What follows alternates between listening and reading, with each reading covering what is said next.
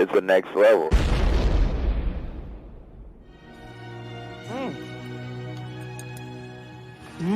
You want me to protect number 5? It's not that complicated, honey. If anyone deserves to die, it's him. That's true. You said he was the most wanted man in the commission. Yes, I did. And now you want me to protect him. That's correct. After everything he's done to you. He's the reason you got demoted. Be that as it may, he's worth more to me alive. Well, if you want to kill somebody, why don't you kill Diego? No. You sure, darling? I think it'll make you feel better. Nah. Suit yourself.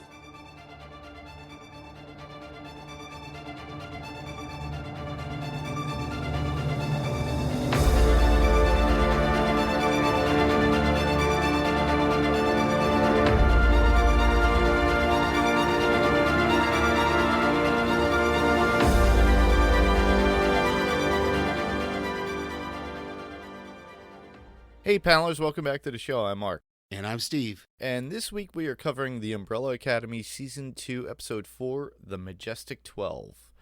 And the synopsis for this week's episode is, while Allison searches frantically for Ray, Vanya contends with a crisis at the farm. Meanwhile, Five, Diego, and Lila crash a party at the Mexican consulate. Which I find funny because, Diego crashing a party at a Mexican consulate. I didn't even think of that. I didn't even put that together. We don't really know what he is, right? We don't know if he's... we know the name Diego is typically a Spanish. He could be Cuban. He could be from Spain. He could be Venezuelan.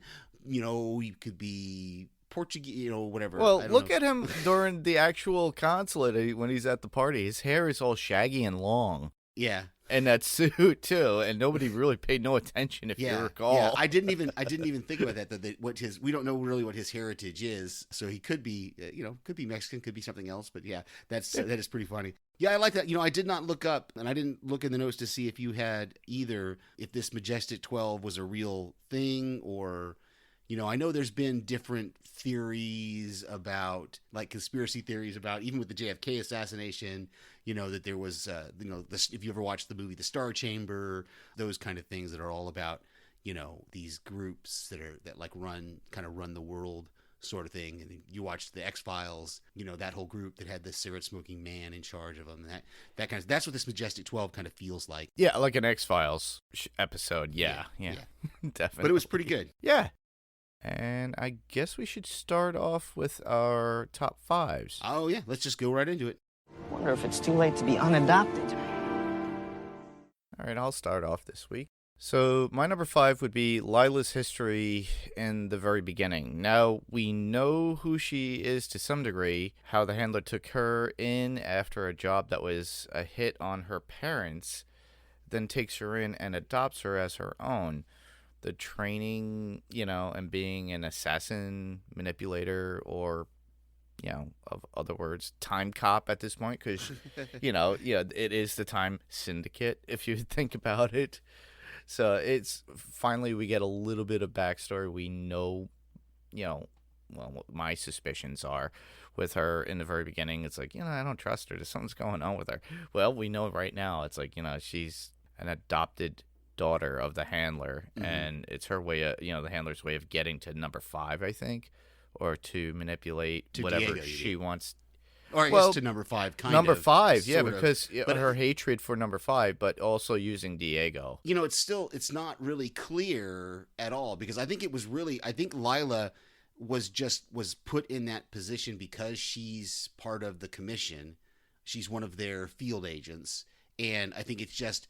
Like the impression I got from it, and this was my number 5 as well, because I was kind of like that. I was kind of partially right last week when we were talking about this, whether her story was true about her parents, whether they were killed by the commission, which you do see. We don't see who the assassin was, but we see that assassin was dressed the same way as like Hazel and Cha-Cha, the way they dressed. So my suspicion is that number 5 kills her parents as like when he was an adult, working for the commission.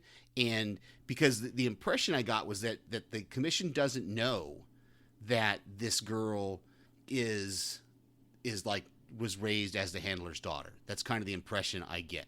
Now, I could be wrong on that. It could be all out in the open that the commission knows about their relationship, but I really don't think so, because I feel like the commission put Lila in that asylum, because they're coming after all of, or I guess the handler put Lila in the asylum to protect Diego, because that's what she did, right? When the Swedes came and attacked the asylum, Lila was the one who basically got Diego out.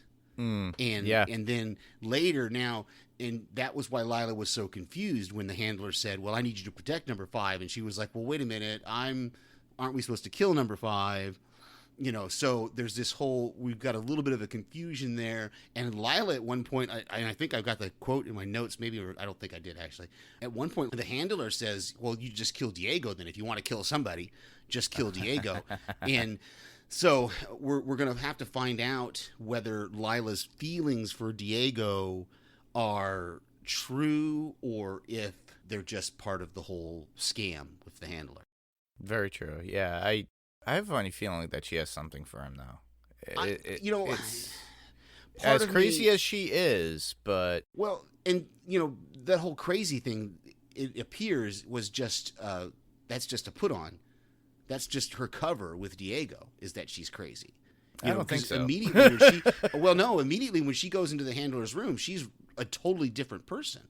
She's talking differently, and she's acting differently.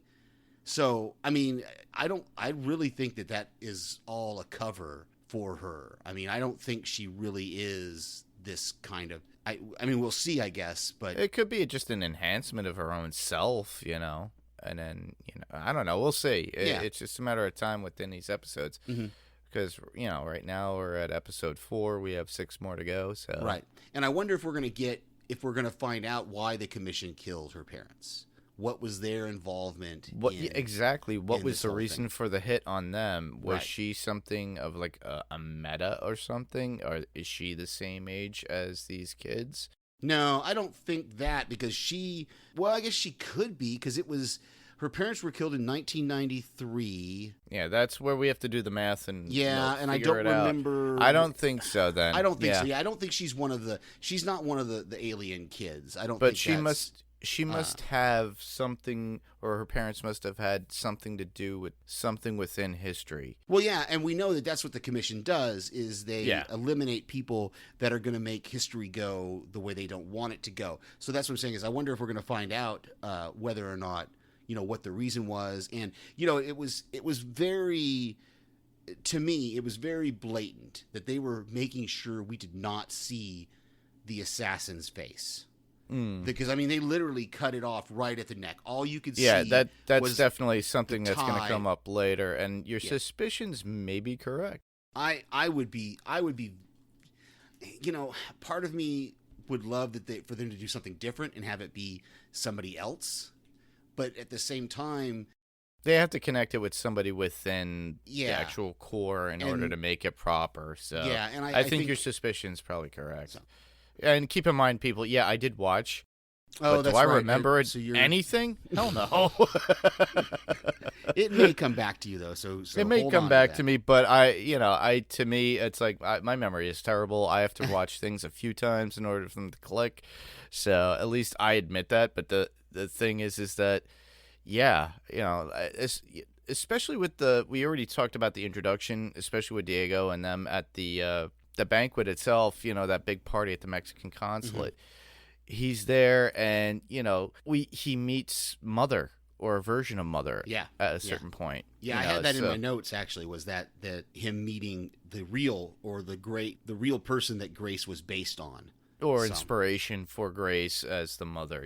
Or inspiration for however you want to put it. But and then and also you topped on Lila, and I just loved how in this episode, 5 suspicions of Lila. He doesn't like her at all. He just hates her. He has such a disdain for her. It's like one of those things that I wonder if he can tell that she's got the whiff of the commission on her, that he knows so much about the commission that he might have his suspicions that she's part of that. Yeah, he could smell a lie like it's a fart in a car or something, I wasn't going to go that far, but so that brings us to your number 4. That would be Klaus's refusal to not give up on Dave. You know, he goes to that diner to stop him from enlisting or just to have a little conversation of not enlisting into the military. Mm-hmm. And then as he tries to not convince him, Dave's uncle shows up, and it's like a scuffle between Klaus and the uncle within the diner. No. I mean, yeah, kind of. I know Dave hits him. But no, yes, it was, yeah, I mean, yeah. The uncle can tell, like, he had, like, what some rednecks can do. He senses. He thought, yeah, he was like, that, yeah, he's a homosexual. Right. He doesn't like him. And he doesn't really push. He tells. He pushes Dave to hit him, yes, but it ensues this whole scuffle within the diner itself, which pushes Dave away a little bit in some respect, which is kind of hard to take, Well, because remember, this is at least a few years before Klaus and Dave meet in the war. So he has no clue, and he may not even.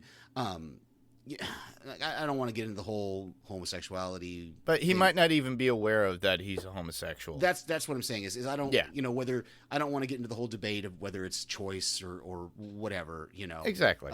But he we know that this is prior to him at least dealing with those feelings, if he's already having them or not. Yeah, and then I think this pushed him over the edge, but in the fact that he actually states he goes, I already enlisted. Right. And then Klaus was like, what? Because that's not what you told me. You told me it was like the day after, or, Kennedy was assassinated. Well, and that's the thing, like what could have, it just depends on the timing of the situation, because there's a whole thing with enlisting in the military, and I'm sure it was even this way 40 years ago, that you don't just sign the papers and then you walk out the next day to go to, unless you're drafted, you don't sign the papers and walk out the next day and go to boot camp. No, there's a length of time in between. Yes. And so, there's for me, it was 11 months actually from when I actually signed up before I actually left and went to boot camp. So, it could be any number. He could have had that day of JFK's assassination as maybe that's the day that he leaves to go to boot camp, or maybe that's the day, whatever, that he takes his oath, something like that. Because that's what you do when you're at the MEP station before going to boot camp. You take your oath and then you go to basic training. Okay. So that brings us to my number 4. Yes. It's Allison, and it's Allison finding out that her husband, that he ran away because he thought she was in with the cops or a federal agent or something like that. And I thought it was interesting that we're not the only podcast that bought into the superpower thing, that we thought he ran away because he was afraid of her superpower. He didn't even realize she has a superpower. And this is something that I thought a lot about this week as I was ruminating on the episode and as I watched it again, is that we had so many superpower movies and we're so aware from comic books that was our default. We figured, he must realize she has a superpower, and that's what he was scared of. But no, he didn't. He didn't even go to the superpower side of it. He thought that she's like a plant or something, More of a political thing, or like an undercover agent for, And so I thought that was really interesting that we bought into. He was just a normal guy having a normal reaction to his wife possibly betraying him, and I thought that was interesting that. To take that stance of it. And so I wonder if we're going to if she's going to reveal the power to him at some point to try to convince him that she's truly on his side, or how that's going to play out. Yeah, definitely. And you saying that and me listening to everybody else's podcast too, I'm starting to say the same thing in my head, that we all took that stance of, we thought it was just about the superhero powers, and it's really about the whole political and the corruption of its time, and then him being, or you and my wife, or you a plan or something. Right, exactly. So I thought that was interesting. So my number 3, that would be Luther seeing and talking to Allison at Minnie's barbecue, and I noticed it was a blacks only barbecue spot. Oh, that's interesting. I didn't notice that. But it's pretty funny how he was accepted. I guess his hulking look and persona allowed him to be there or something. Their conversation, I thought, was a nice way for them to reconnect. It was needed for Luther at a certain point. He was really uncomfortable when he talked to her, but showed that he was concerned for her, and Allison stated that she never gave up on him and the others. And the fact that they were able to talk casually at a certain point while he was having lunch and she was there, and he got to that point of being comfortable. And I think that really came about after when she said she's not with Ray at that point. So I think that loosened him up a little bit. I didn't get that part of the conversation. She's still wanting to be with her husband. Yes, they're not separated or anything. They weren't separated, but she left him. She made it sound like they were not together at the moment. Yeah, I didn't get that impression, but maybe I don't know. I'd have to watch it again. I only watched it twice, so okay. Maybe I didn't get that impression. And this was actually my number 2, was just this whole conversation, because I thought it was cool that this is the first time we're getting the 2 characters talking about the other siblings and kind of breaking down what happened. How they are. Yeah, and how each of them found each other, and then like she's like Klaus is a cult leader, and he goes, that makes sense, or something like that, and Diego is in a psychiatric ward, and he goes, exactly. Saw that coming. Yeah. Exactly, yeah. Yes, it was really fun. It was a good conversation. You get to see this fact that Luther realizes they can still be siblings even if they don't have a romantic relationship, is kind of the way I took it. Yeah. And, I thought it was interesting that they both, Luther tells her about the apocalypse coming, and he just kind of matter-of-factly says it, and then... Oh, by the way, there's another apocalypse. We started another one. What? Yeah. Oh, and she's yeah, like, we did. What? No, we need to go do something about it. And he's like, I really like this Luther, this kind of, he's... Laid back. It's not just laid back. It's just like, it's almost like he doesn't care. And he's just like, whatever, it's just another thing. And like when he's at Elliot's place, and he's talking about how his wife had left him, and he goes, well, it doesn't matter, she's going to be dead in 5 days or 8 days, whatever it is. Anyway, they're high on on the nitrous. So yeah, I thought it was hilarious. So where does that leave us? Does that bring us to your number 2? Yes. Okay. My number 2 would be Vanya's use of her power to find Harlan. She tracked him down to use her power and used her powers. Basically, he runs out of the house. She knew he was heading more towards the water, and then she uses her power to dispel that water from the pond to find him.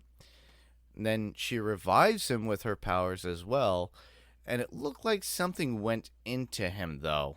Like, you saw that little... those lights, those kind of lights came out of her. Yeah. It seemed like, so I don't know, maybe now if he's going to have some sort of power or not, that's going to be... Because it was the same kind of lights that, in episode 10 of season 1 that Hargreaves released out into the world or whatever, So, it's going to be interesting to see what that effect has. And this was actually in my notes, was this, because I thought it was interesting that we've never seen her use her powers like this before.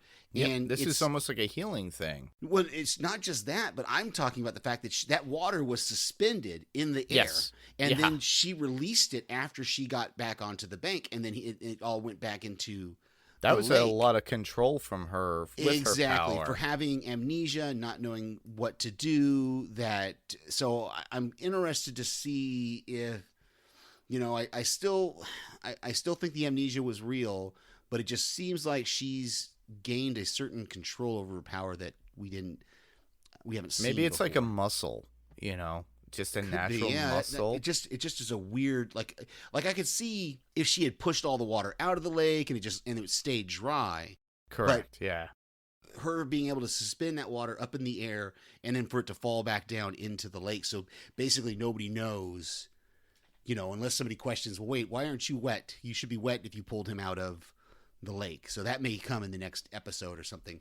We'll have to see. But yeah, that's interesting. So my number 2 is just that I love that song by Styx, The Renegade. I love how it's played when it starts when Allison is being kind of shunned by her husband, and then we see Klaus falling off the wagon. I just think that was a great song choice, and then he comes home and his followers have found him and he's running away from them, and he's still got the bottles of alcohol that he drops some of them, but he kept one. He keeps one. That was a lot of liquor right there. And then he shows up at Allison's and he's finished the bottle. ill apparently, and he's just like, yeah, I'm just gonna sleep here on your couch. And I love that, that was we had already seen the very touching reunion between them where she jumped into the pool, and now we see this kind of caring for him and putting the blanket over him kind of thing. So I really like that we're seeing more of the siblings together as adults than we, because when they were in season 1, they were all apart and they came together after for Hargreaves' funeral. And then we kind of saw them start to develop that closeness again, especially in The Day That Was and The Day That Wasn't, The Day That Wasn't, The Day That Was. So I like that we're seeing some more of that here, to where we're seeing them being brothers and sisters and talking to each other. And yeah. Yeah, especially in that scene, though, with Klaus trying to talk to Allison and to get her to help, but uses the scorpion the frog story to convince her. It's so ridiculous. And then he just says, scorpions are bitches and we don't talk to the terrorists. Basically, that was his end result to Allison. She goes, what does that have to do with what's going on? I just love that for the fact that I just love the actor and how he portrays Klaus. But then again, I'm told that he's an extreme kind of actor and a person, because he was in the show The Misfits or something that was on HBO, I think, or Netflix, and he's and every interview I've seen with him, he's that kind of wild Irish actor. Yeah, it's just him getting that story so wrong, and you're just like like when he starts telling it, I'm like, wait, no, that's not, you're not telling it correctly, and then I'm just like, what? Yeah, version of the story. You are drunk. It was great. It was great. I laughed every time as I watched it. That brings me to my number 1. There you go. And that would be Luther and Elliot high on nitrous oxide. Luther talking about father issues and being left on the moon, and then Elliot talking about how he doesn't leave the place between certain times of the day. Or he only leaves the place between certain times, between 10 and 11. That's all. He other than that, he stays inside. I thought that all the time. He's like he's a hermit. And then Luther drops the bomb and laughing while he says it. It's like, we'll be dead in 7 days. That's Elliot. That was hilarious. I just love that scene. Yeah. And the last part would be, we already put in, and it's kind of a cliche thing between Sissy and Vanya. I brought it up the last time with the calluses on the fingers, but it was something, we were getting to see that relationship sort of unfold. So we had our suspicions. It's there, and that's where we're at now. Yeah, I think that's good. So my number 1 is the attack on the consulate by the Swedes. And I love how when he teleports out of that closet as his father's about to stab it, he teleports right in front of the Swedes who are there to kill them. Lila kind of shows her hand, because remember, the handler told her to protect 5. And so when Diego's fighting 2 of them and 5's only fighting 1, she goes and helps 5. So I thought that was, we're going to see the fallout of that in the next episode probably. And as I already mentioned at the beginning of the episode, the handler even tells her that if she wants to kill somebody, she can kill 5. And then, 5 shouts something at their father in some kind of weird foreign language or ancient language or something. And we see the father react to it, but we don't know what he said. So I hope we find out later what was said. Yeah, same here. I'm looking through my notes. 5. They are very committed to this 5 being in his Umbrella Academy uniform. Like, he hasn't changed clothes. Yeah, since the first season. Yeah, since he came back in time and he was in those clothes and he changed into fresh clothes New of it. Yeah, Academy clothes. Yeah. So, I'm trying to look. We've talked about most of my there was a lot of times they said it's complicated in this episode. At least 4 or 5 times it's complicated was used. Well, that's their Facebook status, so yeah, exactly. Let's see, other than that, we've talked about all my notes. Yeah, with mine, the only others I would have would be Elliot's persistence with conspiracy theories to help 5 and Diego and Lila to get to the banquet where they see their adoptive father in the picture, which Elliot points out as the other guy that people can't make out as part of the big conspiracy group that's out there. Yeah, that was great when he said, I've identified 11 of them, but I don't know who the 12th is. And they all just jumped on the fact that, well, it must be Reginald Hargreaves. So I think that's one of those things that maybe we'll find out later that it actually is, or maybe it won't be him. I don't know. Yeah, and the only other thing I would have would be the fight at the banquet with Kiss's song, I Was Made for Loving You, Baby. The fight with Lila, Diego, and the Swedish Brothers. Not a song I was a fan of as I grew up when it came out back in the 70s, but I got to love it as I got to love it a little bit more as I got a little older. And the scenes were really good and choreographed well with the actual song itself. I thought it was pretty cool. So it was a nice mix. And then we've got a few quotes here. Do you want to go with yours first, and we'll just kind of go back and forth? Yeah, I have. The first one would be Luther to Vanya saying, "You've kind of had a bad childhood," and that was about her being responsible for the apocalypse after he drops the bomb. Now, mind you, he did it nicely, whereas 5 kind of just brushed off the whole telling the truth to Vanya about why the world, got destroyed. Yeah, and I like that Luther took some of the brunt of it, the blame as well. He says, we weren't the best to you and stuff. So yeah, that's really good. I love when the handler's talking to Lila and she says she doesn't understand, and the handler says, that's the thing about the commission. Some things don't make sense until they do. So I thought that was great. Yeah. Next one I have would be 5 saying, I wonder if it's too late to be unadopted.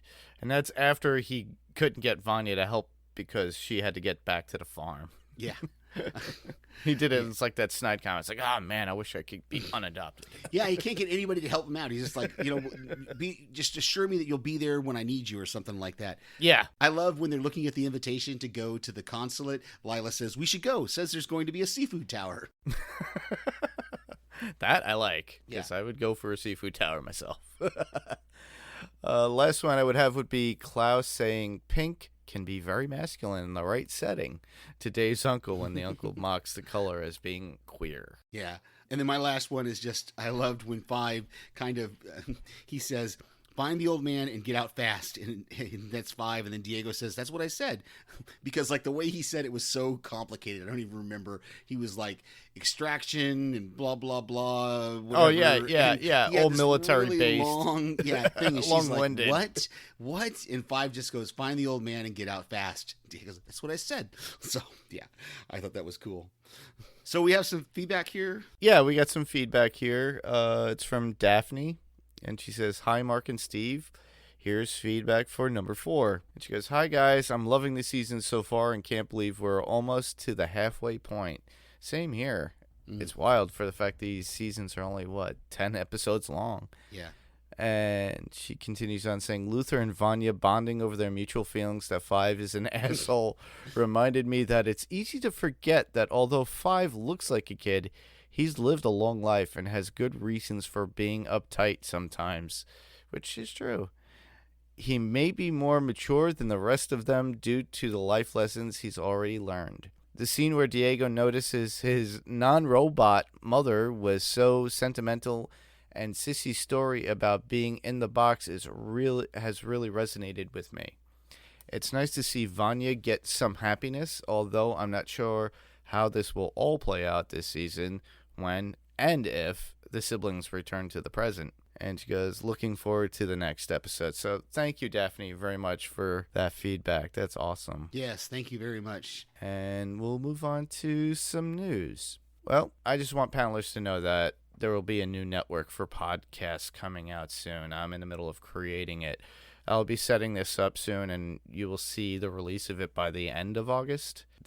We're recording right now, Saturday, August 22nd, so I'm hoping by the end of the week, at the end of next week, that it'll be up. So the domains and licensing are all set, and the name of the network for the media that I'm creating is called Pirate Core Entertainment. We have podcasts already slated for its premiere and release, and we will give the date when it's ready, so that way you guys start listening to those particular podcasts and visit that website. So just keep listening and look out for Pirate Core Entertainment.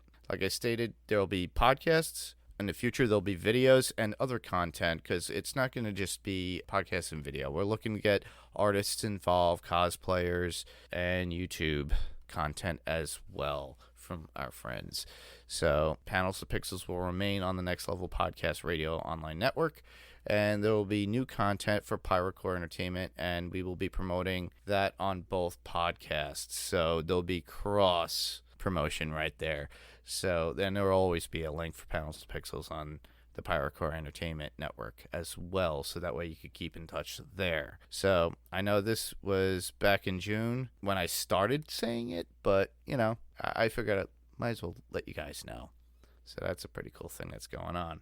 Next up would be my little review for GalaxyCon Online. You know, it happened way back in June, I guess the middle of June when I did it, but I finally got stuff back.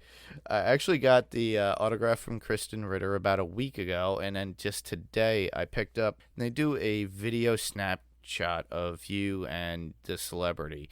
Instead of like you and doing like a photo op, the video call that we did, apparently there's Kristen and myself, and then she autographs it, and that's what I got out of that. I didn't get the actual video itself, so I wasn't sure if that was in that package. So for the most part, I enjoyed the actual interaction and the actual con itself for the panels. The only issue I had with the actual one-on-one that you have, they limit it to like 3 minutes or something, which is not really much, because if you want to have a conversation with the person, you really can only say, I love you for this. Oh, thank you very much. And that's pretty much all that you get. She kept having, you know, to add on more time. So that was my only drawback to an online con that I've had so far. And then the shout out was pretty quick, but it took a while for that to come. So when you do these things, keep in mind they have to wait for the celebrity. I guess it's a whole handshaking thing that they have to do with the convention. So you have to figure out what's worth your time and what's worth your money with these particular cons. So keep that in mind when you do that. And that's, you know, I give that particular con for an online, I gave it like 3 out of 5. It's about a little bit more than halfway of what I would do for a regular physical con. You know, most cons I usually go to, I give like 4 out of 5 rating. But that's my thoughts. You know, if you guys want to jump in, you send your feedback to us. You could tell us in a Facebook comment, or you could email us and let us know what your thoughts are.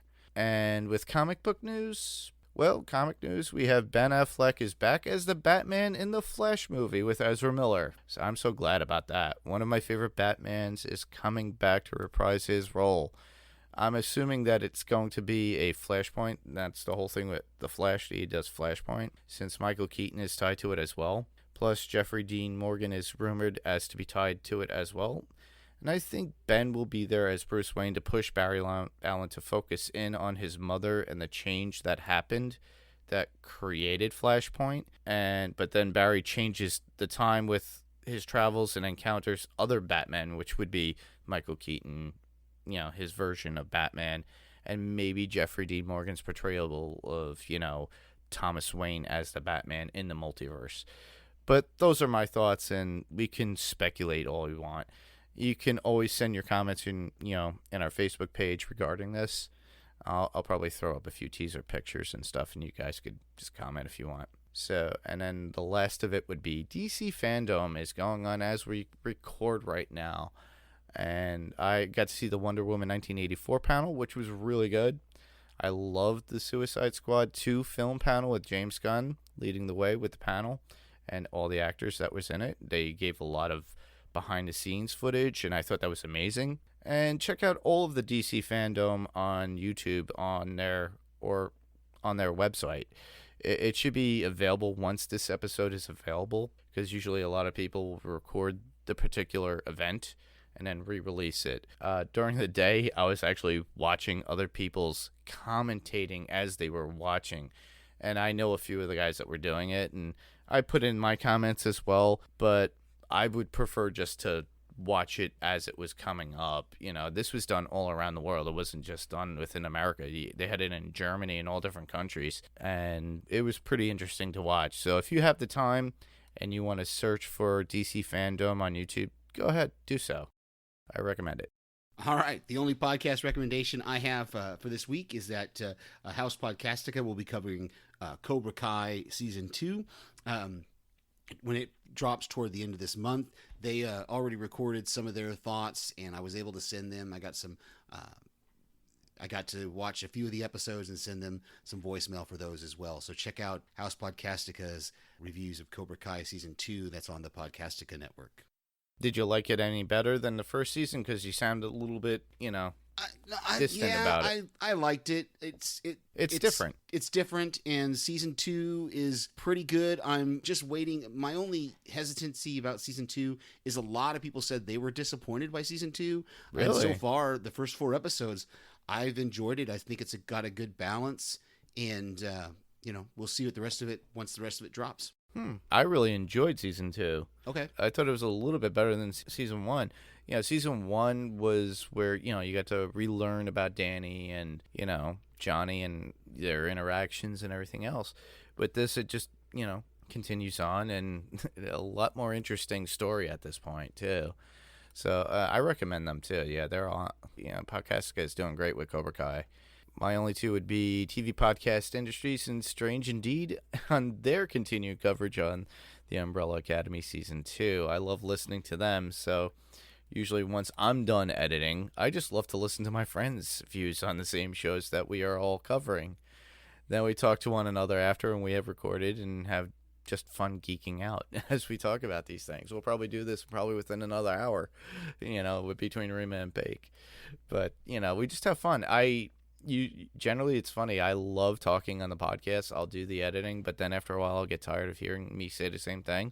So I've already heard our podcast several times. So I'm usually on the ride home or something where I have time enough to concentrate. I'll just listen to Rima and Paik or Derek and his friends. It's fun to do because, I'll be like, yes. And I'll just be, people look at you in the next car going, what is he doing? He's talking to himself. No, I'm listening to the podcast and I'm agreeing.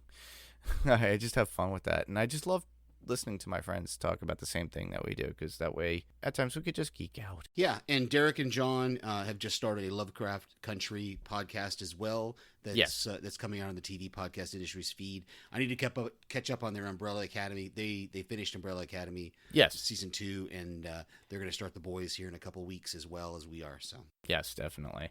And if you haven't seen Lovecraft Country, it's really good. I got to see a little bit of the first episode, and I liked it. So, if you liked what we've been doing with the Umbrella Academy, everything based in the 60s, and that whole timeline, go watch that. That would be the best thing to do. And I only have one YouTube recommendation. That would be the Grim Life Collective with their Up All Night with the Grims movie watch parties. So, just like I stated before, one device to watch the movie and the other to watch Michael and Jessica as they talk over the movie as they watch. You can chat with them real time and have a good time. They are currently putting out more original content lately, and I suggest you check out the original content because they'll go to historical sites as well. They did Leonard Skinner's crash site. They visited a few mausoleums and things of that nature of celebrities that have passed away and give a little story about their passing and what had happened within that. So I suggest checking them out. We wish them well on their move after the Christmas holiday from Florida. They're from Orlando, so they're going from Orlando, Florida to California. So good luck, Michael and Jessica, on your travels. I know it's a little bit of time away from now to do that, but that's a big step for them, and I'm proud of them for doing so. All right. So we love to get feedback from our listeners, and obviously you can hear us on any of your podcast player of choice. But to submit feedback to us, you can go to our website, which is www.panelstopixelspodcast.com. You can also submit feedback through our Facebook page, which is facebook.com/panelstopixels. You can email us, as Daphne did, at panelstopixels1@gmail.com, which is panelstopixels1. The TO is spelled out right there in the middle. The number 1@gmail.com. You can call us and leave a voicemail at 845-350-2095. You can also find us on YouTube under Panels to Pixels Podcast. Send us feedback on any of the episodes of season 2. Just make sure you identify what episode it is, because we are going to try to stay true to one episode a week. Yeah, definitely. We are going to try to stick to that. Even if we have to double up on The Boys, when The Boys comes out, we'll try to stick to this one episode per podcast, so that way it works out. And where else can listeners hear us, Steve? Well, I send voicemails to various podcasts, and you can hear my voice there, but of course I'm right here on Panels to Pixels on the Next Level Online Podcast Network. And I can be found right here as well on Panels to Pixels, sending out audio feedback as well, just like Steve does to other podcasts that I love that aren't my friends too. Well, thank everyone for listening. I'm Mark. And I'm Steve. And this was Panels to Pixels, and we'll see you all on the next panel. Good night.